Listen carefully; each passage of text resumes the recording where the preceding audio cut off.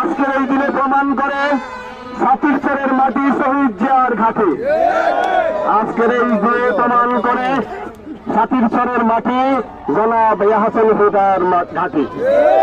সংগ্রামী বন্ধুরা আমার উপস্থিত আছেন আমাদের মা বোনেরা, সবাই দেখছেন আজকে এই ম্যারাথন রেস দীর্ঘ 12-14 দিনের যেই নির্বাচনী প্রচারণায় শেষ প্রচারণায় এটাই প্রমাণ হয়েছে এই সাতিরচর ধানের শীষ ছিল, ধানের শীষ আছে, ইনশাআল্লাহ যতদিন বাঁচে ধানের শীষের বিজয় হবে ইনশাআল্লাহ।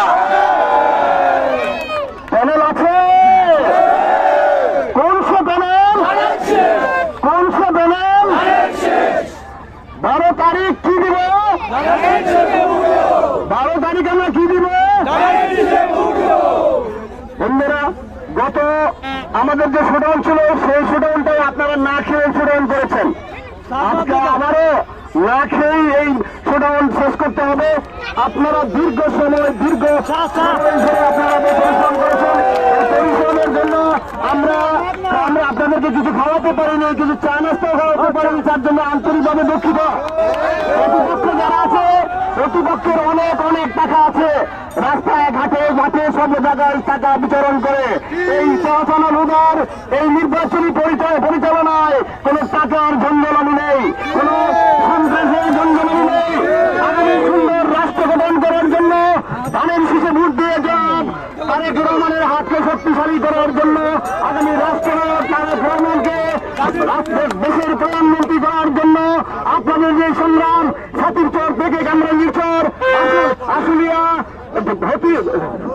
হাতির জেল, এইখান থেকে আপনারা কষ্ট করে আসছেন, রাতে আবার ঘুম হারাম করে আপনারা এই শোডাউনে আপনারা যেই শ্রম দিয়েছেন সেই ভোলার নাই, এই শ্রম দিতে যাবে না।